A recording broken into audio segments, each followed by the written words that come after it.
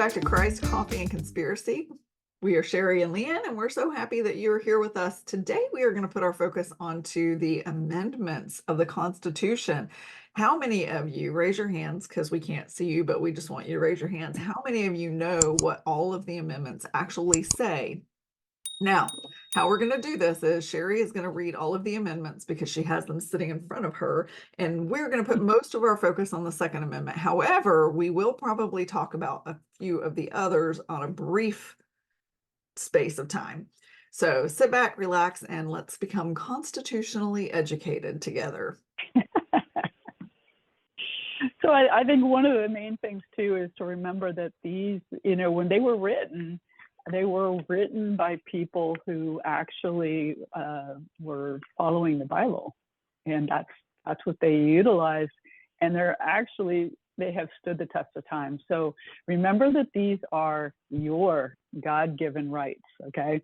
So Amendment 1, Congress shall make no law respecting an establishment of religion or prohibiting the free exercise thereof or abridging the freedom of speech or of the press or the right of the people peaceably to assemble and to petition the government for a redress of grievances. So they just decided, I hope you can hear it, they just decided to start mowing outside my window. Oh, no, we can't. Yeah. So I would say think about that as far as COVID went, all right? Amendment number 2, a well-regulated militia being necessary to the security of a free state, the right of the people to keep and bear arms shall not be infringed. That's it for Amendment 2, but that gives you your gun rights. Amendment 3, no soldier shall in time of peace be quartered in any house without the consent of the owner, nor in time of war, but in a manner to be prescribed by law. Amendment 4, the right of the people to be secure in their persons, houses, papers, and effects against unreasonable searches and seizures shall not be violated, and no warrants shall issue, but upon probable cause, supported by oath or affirmation, and particularly describing the place to be searched and persons or things to be seized.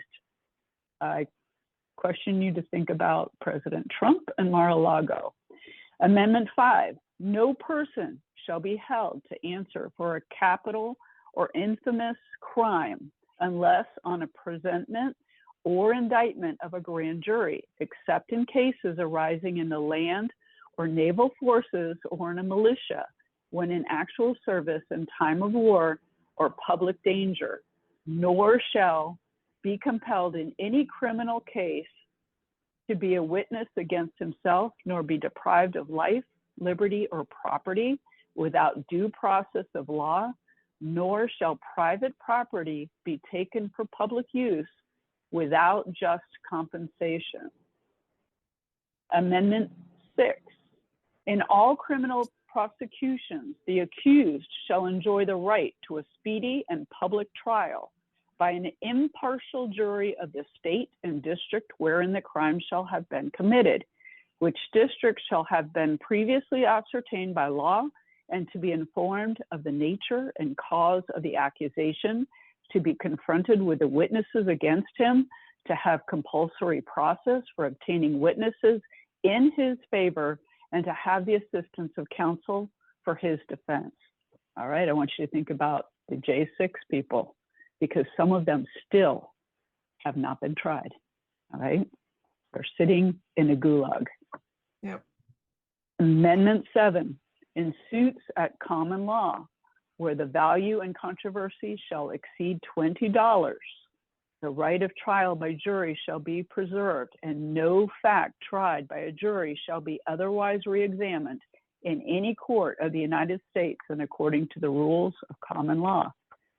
Amendment 8, excessive bail shall not be required, nor excessive fines imposed, nor cruel and unusual punishment inflicted. Again, think about your J6ers. All right, Amendment 9, The enumeration in the Constitution of certain rights shall not be construed to deny or disparage others retained by the people. Number 10, the powers not delegated to the United States by the Constitution nor prohibited by it to the states are reserved to the states respectively or to the people. That's your 10 amendments. Pretty And some simple. of them may You need, get right down to it.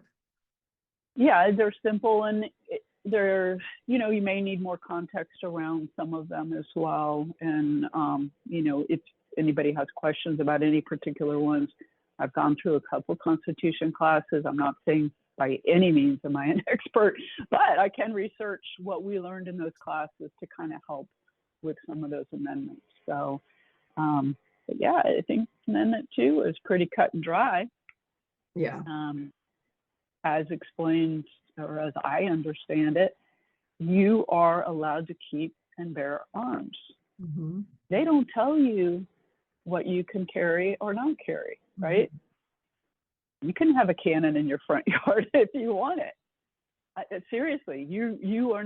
They didn't put those things in specifically because they knew over time that things would change. It doesn't say you can't carry an AR-15. Yep. Or have one in your home. It doesn't say that because, yes, they weren't. So a lot of the arguments for the Second Amendment being overturned is when they created that amendment, they carried muskets with bayonets on them, and they had no idea what was to come. Well, that may be true, but they also had cannons. They had, you know, they had more advanced weaponry for war than just a musket. They knew the damage that could be done with artillery. It wasn't like they didn't have any idea. They set it up that way specifically so that we, the later generations of this country, would be protected. They knew they had to be careful in their wording in all of the amendments because they knew that they needed to be sure that whatever technological advances took place over the course of however many hundreds of years we were going to be established, that we were all protected. And until really Vietnam, those amendments were well treated and well executed. And then we had the push for anti-war, anti-gun, anti so many things. And we had other countries in the 1900s that were doing anti-gun and pulling guns away from their people, which in fact, we have a really good video on the Second Amendment, or on gun rights, which kind of prompted us wanting to do this video that we'll put a link to for you. If we can, I don't know if we can, we'll try. Yeah, we'll try. I think it's okay. And so anyway, the point being is, if you go back and look throughout history, in the 1900s, other countries began to remove guns from people's homes. Think Australia, think China, think, what are some other countries? I think Canada's even, they've taken some of their guns. Or, yeah, I mean, they can still have guns in Canada. I have a business coach that's in Canada, but they're very, very heavily regulated, and I don't know if they can have handguns. I think they can only have guns. Yeah, but see, other countries also do not have a constitution. Yes, there's very few countries that have a constitution, and you know, like you were saying, it's about, you know, each one of these amendments standing the test of time. Yeah. So that they're not, you know, I mean, it's cut and dry. It's not, you know, oh, well, it says you can't have bullets. You can have a gun, but you can't have bullets. You know, it's like, no, it doesn't say any of that. Yeah. And I think one thing that hit home for me too is that, I mean, the last thing we want them to do, if you want to keep your country and you do bear arms, you don't want them to take the guns away. So that's because they are afraid, because they don't even know how many people have guns in their homes. They have no idea. Yeah. Correct. So, and they, So. And then the one thing that I remember hearing too was that, like, during World War II, Japan wouldn't come onto our soil to fight because they felt like there was a gun behind every blade of grass, is the way they said it. they didn't know which ones had guns and which ones didn't, so they wouldn't come onto our soil. Yeah. So And that's a beautiful think about protection that. that we have in this country. It truly Hmm. is. It Yeah, truly is. we give that up, and we probably lost our country, honestly. Absolutely. I mean, that's where tyranny starts. Like we're watching Hmm. the determination of tyranny happen in our country where our walls, our borders are concerned, where our finances are concerned. We are we are watching this country fall and fall fast. If we, on top Hmm. of all of that, lose our gun rights, and heaven forbid, Biden or whomever is taking his place, should he live to the next, or should he pass before the next election, whoever is going to jump in, which we have our theories on that. If another liberal Democrat gets elected into the 2024 presidential Yeah. position, they will continue to push harder and harder and harder. And honestly, I truly see another civil war or revolutionary war in this country where we have to fight for our rights. And I know for a fact that there are far more citizens in this country that believe the way we do and want to protect themselves than there are who don't. Um, but it still would not be a pretty scenario. It would not. I mean, it would require Yeah. a lot of destruction. And I don't ever want to see that happen in my lifetime on our soil, because it's not something we've had to deal with. But I really do believe that we're walking on that tightrope with the Hmm. current administration that Yeah. we have, if they continue on into the next 4 years. Yeah. Oh, absolutely. I think we're probably lost if that happens. So the need to get out there and make a difference in your community, especially because really your local, taking action in your local area is what's going to help make a bigger impact, throughout. Because really, you have federal, you have state, you have local, but it's really you have local, you have state, you have federal.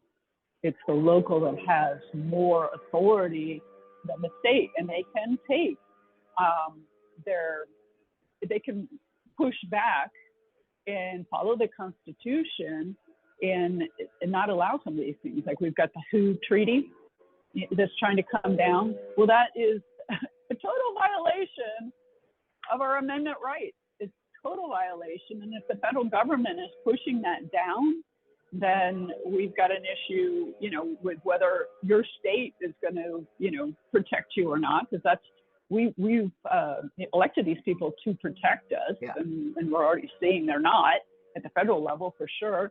Some of us, we have issues at our state level, even when they look good. Sometimes they're not really protecting you. There's a lot of, we hear a lot of speak on both sides of the mouth. Yeah. But, and so even at the local levels. And so you really have to, push and try to make a difference in those areas. But yeah, if we don't hold tight on our guns, then I think we're lost.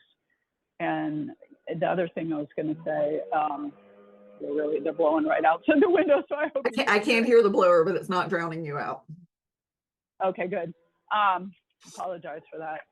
Anyway, so I've lost my train of thought now, but I know what I was going to say. So, as conservatives, we believe people are going to do the right thing. We really, I think we fall back into that. And I think we also, believe that we're a small voice, and we're not. We're actually the majority. We are. And we're becoming more and more of the majority every day. One of the things that I would venture to say is the reason why we have felt like the minority is because the minority screams and they yell, and it seems like there's a lot more of them, but there really isn't. There's not. And a big reason that they scream and they yell is because they're so freaking miserable. I mean, how many people do you know in that minority compartment who are living on a liberal pathway that are genuinely happy and at peace? And that is the beauty of being a Christ follower and being someone who focuses more on the Bible and the biblical aspects of our Constitution than those who are constantly trying to manipulate it to suit a specific narrative because they believe in rights that should be taken away from us. How many of those people do you know who are happy versus the liberals? Because I'm gonna tell you, I don't really know a Christian who is unhappy. We walk through painful experiences, but we walk through them with Christ, and therefore we are joyful. And I think that's beautiful. I just had lunch with a lovely friend Tuesday who's walking through some really painful family stuff, and she still had a big giant smile on her face and, was praising God for everything, including the pain that she was walking through. That is true freedom. There's nothing that you can do to take that away unless we choose to let it go, which is what's happened with a lot of these families that are living on the far left side of politics. Their family values are gone. They've forgotten because they've not been taught what true familyhood and true freedom looks like, because God's been pulled out of our country, and this has been going on for a really long time. We're just now seeing the domino effect from it. But I will say this, and I want to encourage everyone who listens to this podcast on this particular topic.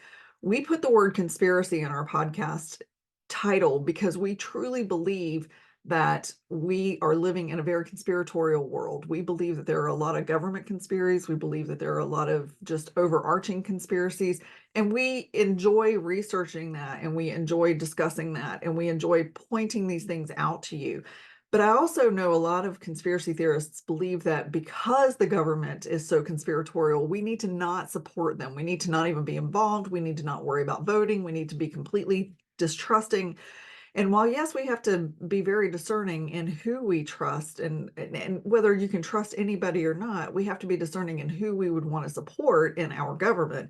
The fact of the matter is, if we're not sharing our voice as much as the people who are so loud are sharing their voice, what do you think is going to happen? We are called by God to be active Christians in politics. We are not supposed to sit quietly.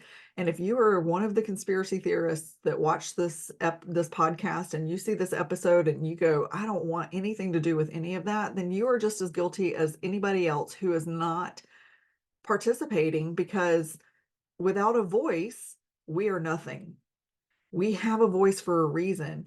And even if you think, should Donald Trump get elected back into office as president for the next 4 years, that he is one of the conspiracy people, he's just one of the Illuminati, whatever you want to think about him, he is still the greater good above and beyond what we are currently experiencing. And if you're not helping us push that into our presidential election, then you're helping the Democrats stay in office and watch our country fail. And I don't really know a nicer way to put it, but I think that there is a huge overlap with conspiracy and anti-government, almost an anarchy, and it's dangerous. So I want to encourage you, if you're a conspiracy theorist who's become anarchist, anti-government, that you reconsider your ideas around government, because we need all the voices we can possibly get. Yeah, we really do. We need everybody to come together. That's another issue that we have, is that the liberals are like this little pack, and they do everything together, and the conservatives not so much. And so we really do need to come together and work together to create what we want to have. Because, it's not just the right of your guns going away. It's going to be the right of your religion going away. It's going to be even more the right of your speech going away, your free speech. Yep. So everything will be going away. And all of these amendments are really under attack right now, if you think about it. Yep. All of them. Every one of them. They have been trying to remove our Constitution for a very long time. A very long time. They have. And so, yeah, no, they absolutely have. And in some ways, they're succeeding. Mm-hmm. Well, they're violating all of the things, and nothing's changing, right? Right. The freedom of speech. Even I think I heard that Biden has asked for the social media to back him up again. Yeah. And to And the it's like cities that will, you know, charge you for hate speech if you say something that offends someone. How the heck are you supposed to know if you're going to offend somebody when you open your mouth? But now you can go to jail for it. It's such a long stretch of anti-law. yeah. I No, mean, it is. Well, here's an example right here in Florida. Okay, the supervisors of elections, some of them, not all of them, have gotten together and they've created this bill, and they're trying to push it through right now. And so we are all fighting. We're calling. We're writing letters. We're writing emails saying, no, this is what we want, not this. And this is how you can get active. You can sit in your chair at home and you can send an email. And if you've never been registered to vote and never done anything like that before, you can do that. yeah. Because it does affect you. It doesn't matter whether you vote or not. It still affects you in your life, what happens. And I think God wants us to stand up and do something. That's just my personal opinion. But so this bill that they're trying to pass is basically, if you work in the polls, okay, so you're a poll worker, you're a poll watcher, you're not allowed to do something, say something. You see something, say something. No, they could come arrest you. That's here in Florida. You can be arrested for seeing something that's not right in an election. Wow. Right? Yeah. We have other bills that actually protect people, protect the polls, the people working the polls and whatnot. Not to that extent, but we don't want that. We don't want people to not report a problem. Yeah. Especially with elections. Yeah. Well, that's how they're protecting themselves, right? Like the last election. Yeah. No, and we need, if there's any thought of, there's so much problem with the elections right now. I'm not even going to vote because it doesn't matter. That's what I hear a lot. The election again. Mm-hmm. Don't even think that. We've got to flood the polls. We've got to flood the polls. We have to. And even if they steal the election again, the more of us that go out there and vote, the less chance they have to get away with it, because we're all voting. If more than half of the country votes for a Republican presidential candidate, there's no possible way they can steal the election. There's just no way. And it's hard to steal in that case. Yeah. Unfortunately, such a small percentage of people actually vote. It's really hard to be able to say these are the numbers. And we know that we're not going to reach 300 million people with this podcast to get 300 million people to go vote. But if one person starts sharing the message and then it just keeps going, if you're sitting on the fence or whatever, and if you're thinking, if I go register to vote because I've never voted before and I have to choose either Democrat or Republican, that's not right. You can choose Libertarian, you can choose Independent, which a lot of people do because they want to be able to see both sides. Mm-hmm. You can choose, Green. There's so many different parties today that you can choose from. It's pretty simple, but you don't have to choose Republican or Democrat when you're registering to vote in order to get a ballot. And if you want to see both ballots, then you choose Independent. So. Yeah, well, you'll see, at least in Florida, we get the full ballot, so we see both sides. But it's also in Florida, and I know it's in other states too, if you don't register with one of the two parties, there's lots of parties, but the two main parties, then in the primaries in our state, you can only vote in whatever you are in the presidential primary. Some are not that way, and some will allow you to change your affiliation the day of, which is ludicrous. But you wouldn't be able to say, I want this person on the ballot at the presidential primary. if you're not affiliated with one party or the other. That's the same here. That's the only You thing. can only vote for the party you're affiliated with. Yeah. Yeah. And I think that's a lot the same in most of the red states, that they have it that way. Some of the other states, not so much. Yeah. Well, But yeah, it's just something to consider. I know my mother never voted. Not one time in her life did she ever vote, but she sure as heck did not have a problem whining about whoever was in office. But you know what was interesting about her, and I encourage you to sit back and think about this about yourself. She never did her own research. She listened to everyone else's opinion about ideally Trump. I mean, that's where I came in the picture was when Trump got elected, and my mother was listening to some very far left friends of hers who were talking so terribly about Trump. And I had her look at her, and she already had dementia, but she still had some lucidity. So I had her look at her retirement portfolio after Trump had been in office for a little while. And I said, let's think about this for a second. Where's your money at right now versus where it was pre-election or right when he got elected, because the market tanked for a little while. And she goes, oh my gosh, I have so much money now. And it just flipped a switch on with her. And she's like, he really is working for the people. So, personally speaking, yes, Trump has his past issues, and he's been an incredible, playboy or whatever, and definitely not Christian by any stretch of the imaginations, and many of his actions throughout his,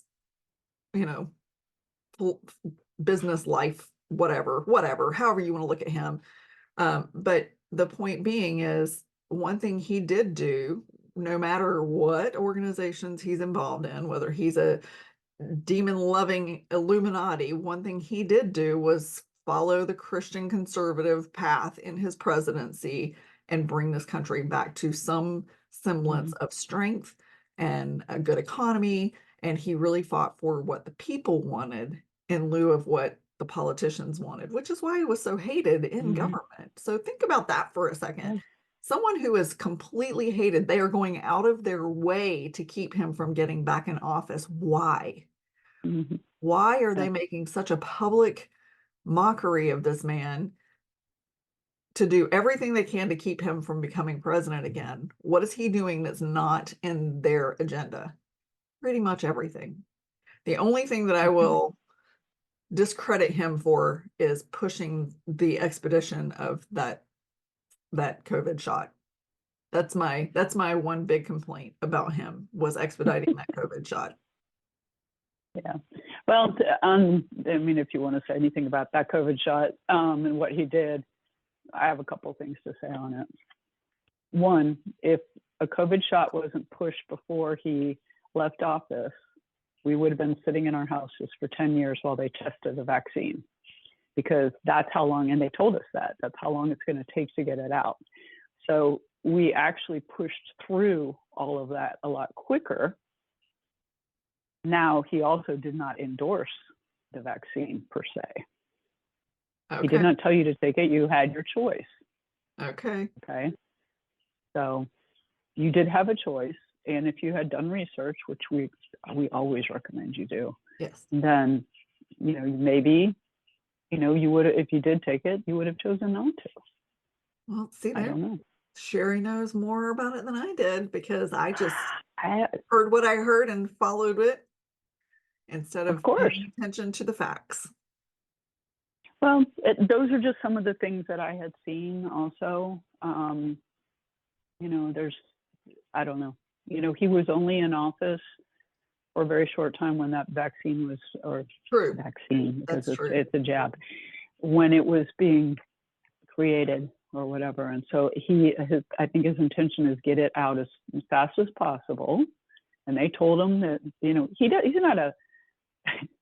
he is not somebody who works for Pfizer. He does not know anything about vaccines as far as, and I've seen clips of him actually speaking out against any type of vaccine, especially childhood vaccines, because he even spoke about the fact that they can create autism. Interesting. Way back. He talked about that. Yeah. I thought, wow, that's, I hadn't seen that clip before, but guess what? that's your freedom of speech, you're not being shown things. You Yeah. have to dig and find things. Yeah. But yeah, no, there's thoughts that Barron is on, the spectrum. Oh, okay. And this is probably why he's, looking at that, Interesting. or why it was brought forward. So, Okay. Well, there you have it. I mean, ultimately, you just watched us endorse Trump for president in 2024. I don't think, honestly, we don't have a lot of choices that are really good. No, because if you do research. If you're a Nikki Haley fan, do research, because you don't want to vote for Trump. Look at Nikki Haley and see what she stands for, and see who is giving her money. Yep. Because the same person who's giving her money is also backing the legal, from what I understand, that is fighting against Trump. Yep. So think about that, and who she's tied to and things that she's done. Do that research. Yeah, go do some serious research on her. She's got some speeches she's done kind of showcasing that she's a globalist and World Economic Forum type stuff. So just depends on where you sit on all of that as to whether or not you would want to vote someone like that in. And honestly speaking, this is my own personal opinion, and you can hate me for saying it all you want, but I really do not support a female president, because women are so emotional. It's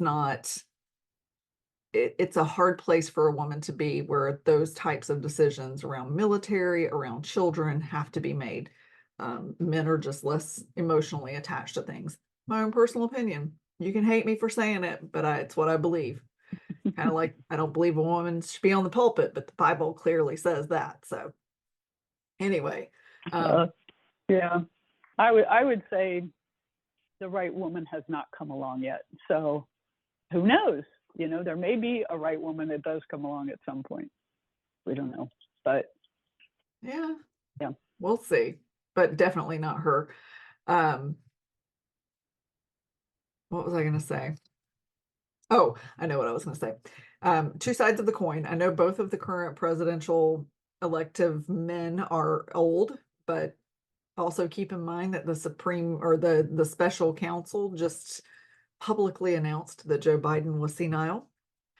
Even though he's denying it, they have said that he is senile, and they will not try him for having, classified documents in his garage and in unlocked spaces, the same way that they are trying to try Trump for doing the same thing. So keep in mind, one is a little older, one is a couple years younger, one is completely senile and can't remember anything anymore unless he's reading it from a teleprompter, and the other still speaks with clarity and power. So just something to think about. Yeah. And from a conspiracy perspective, I've heard whispers that the idea is to pull Biden out of office and put Gavin Newsom in there. That's a terrifying thought. Terrifying. I've heard a lot of different people. Newsom is one. Big Mike is another one, or Michelle Obama. Yeah, that's another one that they're floating, because you hit a few different things there, and if you're not sure why I call him Big Mike, then I think you need to do some research on that one too. But that would hit, several things. It would hit, you have Black, you have a woman, you have transgender, you have a lot of different things. Gay. So that's, that's another one. I don't think Hillary's in the picture anymore. So. Yeah. Although I've heard it said, or maybe she wants to be again, but yeah, I don't think that one's gonna. I think that she's shown too many of her true colors. I don't think anyone would vote for her at this point. I mean, a few people would, but yeah, it would kind of be like a Chris Christie campaign or something, like for the Democratic Party. A tiny little bit of support, and then see ya. But anyway, exactly. Yeah. All right. Well, you've heard our opinions. You've heard lots of facts. You've heard all about the amendments. We had talked about focusing on the Second Amendment, but it kind of turns much more into just talking about our Constitution, which I'm grateful for because Sheri is very educated on the Constitution. So I'm glad that we had an opportunity to discuss some of the things that are being done to move, to demolish the Constitution. I think it's really important that everyone sit up and pay attention at this point, because to look at it from a biblical perspective, we are definitely, well, I say we are definitely, according to all Bible prophecy, we're in the end times right now. And now is the time for us to be louder and start really trying to pull people toward a godly path and get saved and repent. And as long as we continue to have a super liberal administration in office, more and more of the crazy things that are happening in the world, the good being evil and the evil being good, will continue to fester and build and become more and more prevalent, which in turn will continue to pull more and more people away from God. So, it's just an opportunity for all of us to stand up and start being louder and prouder about our faith and what we believe this country needs. So, Yeah. Yeah. But it's really a need of all hands on deck. It Yeah. really is. We all need to come together and make our voices heard, for sure. yeah, Because we need to bring we need conservatism back in as the norm, not liberalism.